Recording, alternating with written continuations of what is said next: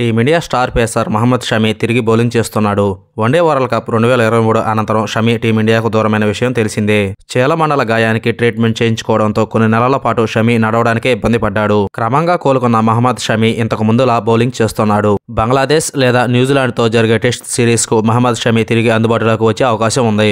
September నుంచి భారత్ స్వదేశంలో బంగ్లాదేశ్తో 2 టెస్టులు, న్యూజిలాండ్తో 3 టెస్టుల సిరీస్ ఆడనుంది. బంగ్లాదేశ్తో సెప్టెంబర్ 19, న్యూజిలాండ్తో అక్టోబర్ 16తో మ్యాచ్లు స్టార్ట్ అవుతాయి. ఈ సమయంలోపు షమి పూర్తి ఫిట్నెస్ సాధించేలా కనిపిస్తున్నాడు. వన్డే వరల్డ్ కప్ 2023లో మహమ్మద్ షమి నొప్పిని భరిస్తూనే భారత్ తరఫున గొప్పగా పోరాడిన సంగతి తెలిసిందే. 24 వికెట్లతో టోర్నీలో అత్యధిక వికెట్లు సాధించిన ప్లేయర్గా నిలిచాడు. హాయ్ క్రికెట్ లవర్స్, ఈ వీడియో కానీ నచ్చితే ఒక లైక్ చేయడం మాత్రం మర్చిపోకండి. అలాగే మహమ్మద్ షమి గురించి మీ అభిప్రాయాన్ని కామెంట్ రూపంలో తెలియజేయండి. సెమీఫైనల్లో న్యూజిలాండ్పై గెలవడంతో పాటు మహమ్మద్ షమి ఎన్నో ప్రధాన మ్యాచ్ల్లో భారత్ విజయాల్లో కీలక పాత్ర పోషించాడు. అయితే వరల్డ్ కప్ అనంతరం గాయం నుంచి కోలుకోవడానికి శ్రమించాడు. ఎన్సీఏలో ట్రీట్మెంట్ తీసుకున్నాడు. అయినప్పటికీ గాయం తీవ్రత తగ్గకపోవడంతో లండన్లో చీలమండల సర్జరీ చేయించుకున్నాడు.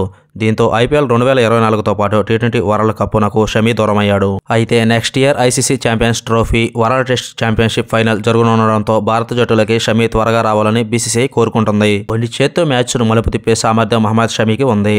వన్డే టెస్ట్ ఫార్మాట్ జట్టులో కీలక ప్లేయర్. 64 టెస్ట్ మ్యాచ్లు ఆడిన మహమ్మద్ షమి 229 వికెట్లు పడగొట్టాడు. అలాగే 101 వన్డేల్లో మహమ్మద్ షమి 195 వికెట్లు తీశాడు. ఇక 23 టీ20లో 24 వికెట్లు పడగొట్టాడు.